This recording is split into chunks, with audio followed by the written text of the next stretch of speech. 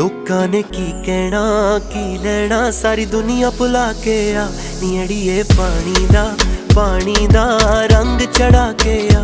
जे आपां मिल जाइए भुल जाइए एक दूजे दा नां, नी अड़िए पानी दा रंग चढ़ा के आ, रंग चढ़ा के आ, रंग चढ़ा के आ।